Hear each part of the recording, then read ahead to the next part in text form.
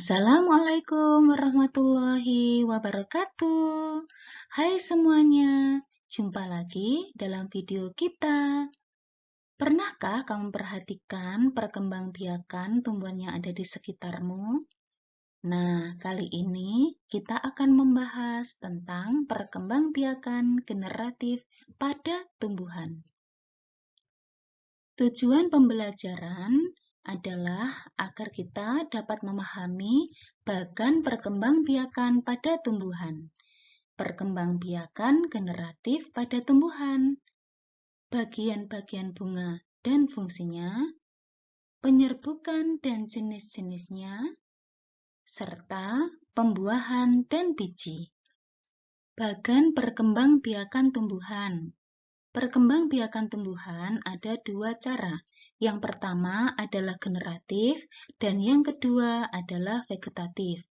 Perkembangbiakan tumbuhan secara generatif dialami oleh tumbuhan yang memiliki bunga dengan ditandai adanya penyerbukan atau polinasi dan dilanjutkan dengan pembuahan atau fertilasi. Sedangkan perkembangbiakan tumbuhan secara vegetatif dibagi menjadi dua, yaitu vegetatif alami dan vegetatif buatan. Pada kesempatan ini, kita akan membahas perkembangbiakan tumbuhan secara generatif. Perkembangbiakan generatif pada tumbuhan adalah cara perkembangbiakan tumbuhan melalui proses penyerbukan dan pembuahan. Tahukah kamu apa penyerbukan itu? Dan apa pula pembuahan? Yuk kita simak video ini hingga selesai. Bagian bunga dan fungsinya. Tangkai bunga menghubungkan bunga dengan batang tumbuhan. Dasar bunga, tempat melekatnya mahkota bunga. Kelopak, melindungi bunga saat masih kuncup. Mahkota, menarik serangga dan melindungi alat reproduksi tumbuhan. Benang sari sebagai alat kelamin jantan. Kepala putik sebagai alat kelamin betina. Dan bakal biji merupakan tempat tumbuhnya buah dan biji. Macam-macam bunga. Berdasarkan kelengkapan alat kelamin, bunga dibagi menjadi dua. Yang pertama, bunga sempurna, yaitu bunga yang memiliki putik dan benang sari. Contohnya, mangga, jambu, kopi, stroberi, dan mawar. Yang kedua, bunga tidak sempurna, yaitu bunga yang hanya memiliki putik saja atau benang sari saja. Contohnya adalah salak, vanili, pepaya, sawit, dan pakis haji. Penyerbukan atau polinasi. Penyerbukan atau yang biasa disebut polinasi adalah peristiwa jatuhnya sel jantan atau benang sari ke sel betina atau putik. Pada tumbuhan generatif memiliki dua alat reproduksi, yaitu sel jantan, benang sari, dan sel betina atau putik. Penyerbukan merupakan bagian terpenting dari proses reproduksi tumbuhan berbiji. Penyerbukan yang berhasil memungkinkan terjadinya pembuahan. Untuk jenis-jenis penyerbukan atau polinasi dibagi menjadi dua, yaitu berdasarkan perantaranya dan berdasarkan asal serbuk sarinya. Penyerbukan berdasarkan perantaranya dibagi menjadi 4. Yang pertama, perantara hewan atau zoidiogami. 2. Perantara angin atau anemogami. 3. Perantara air atau hidrogami. Dan yang keempat, perantara manusia atau antropogami. 1.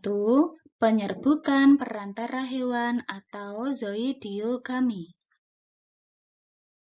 Jenis penyerbukan ini biasa terjadi pada bunga tumbuhan karena bantuan hewan seperti kupu-kupu, lebah, kelelawar, siput, burung, atau serangga lain.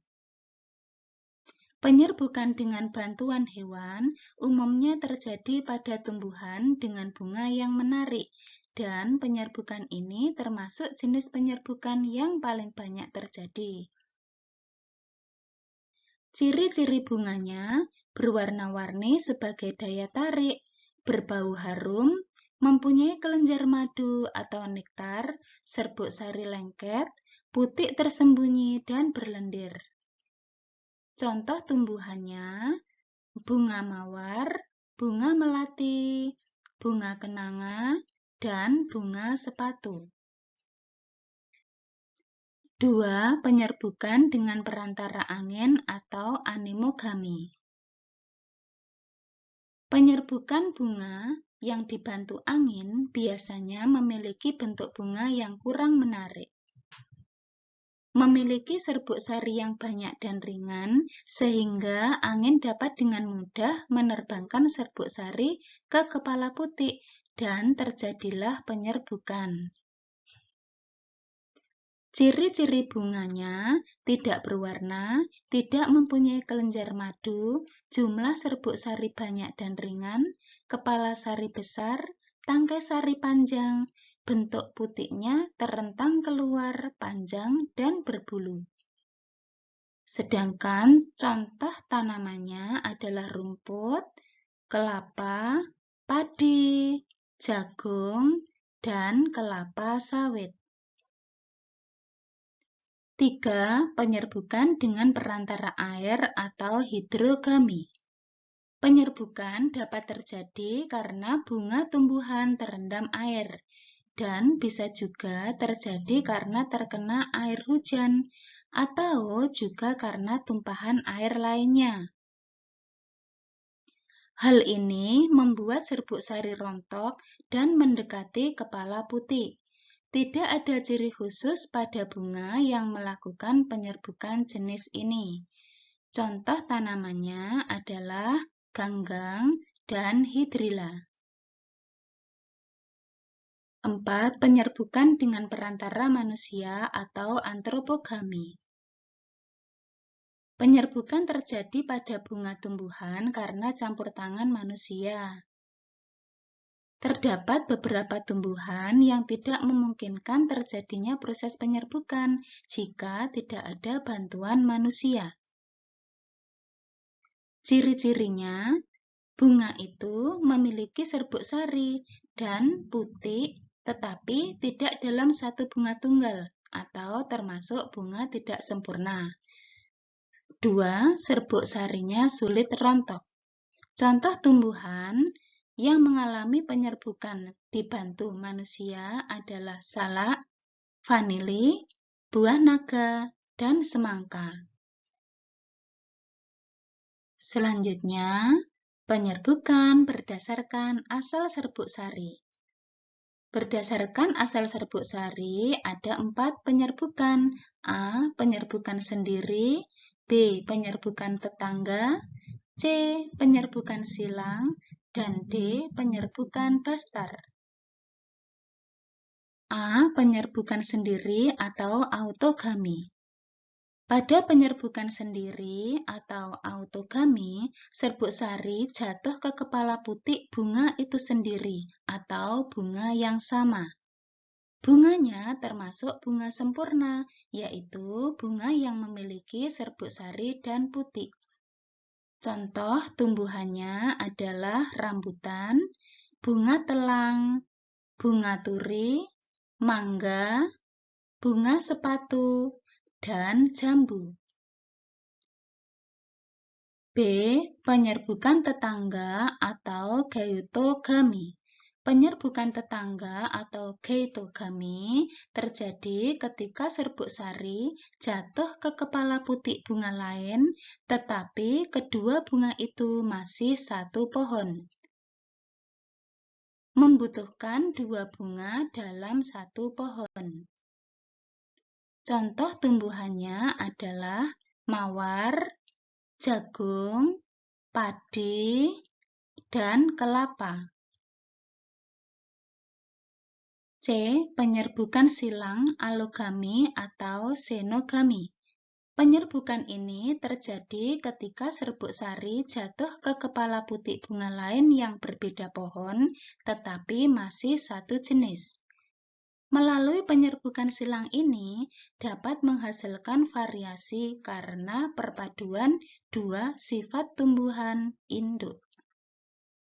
Hampir semua tumbuhan bisa melakukan penyerbukan silang, utamanya dengan dibantu manusia. Contoh tumbuhannya pinus, melinjo, dan kamboja. D. Penyerbukan bastar atau hibridogami. Pada penyerbukan ini, serbuk sari jatuh ke kepala putik bunga lain yang berbeda pohon, tidak sejenis atau berbeda varietas, tetapi masih satu famili. Penyerbukan bastar ini biasanya akan menghasilkan varietas maupun spesies baru. Contoh tumbuhannya, bunga lili merah dan bunga lili merah muda, bunga jambu merah dan jambu putih, mawar merah dan mawar putih. Nah, selanjutnya kita akan membahas tentang pembuahan atau fertilasi. Penyerbukan yang berhasil akan diikuti dengan tumbuhnya buluh serbuk yang memasuki saluran putih menuju bakal biji. Di dalam buluh serbuk sari terdapat dua inti generatif. Setelah sampai di bakal biji, kedua inti generatif membuahi kedua sel yang ada di dalam bakal biji. Satu sel generatif membuahi satu sel telur dan menghasilkan embrio atau calon tumbuhan baru yang disebut biji. Satu sel generatif lainnya membuahi inti kandung lembaga sekunder yang akan tumbuh menjadi endosperm atau cadangan makanan bagi embrio. Nah, sehingga dapat disimpulkan bahwa pembuahan adalah proses peleburan sel jantan atau benang sari dengan sel betina atau putik untuk menghasilkan calon individu baru atau biji. Apakah yang dimaksud dengan biji itu? Biji adalah bagian tumbuhan yang dibentuk dari hasil pembuahan bakal biji. Biji merupakan calon individu baru bagi tumbuhan. Biji merupakan alat perkembangbiakan generatif pada tumbuhan. Nah, demikianlah pembahasan kita tentang perkembangbiakan generatif pada tumbuhan. Terima kasih telah menyaksikan video ini dan nantikan video-video kita selanjutnya. Wassalamualaikum warahmatullahi wabarakatuh.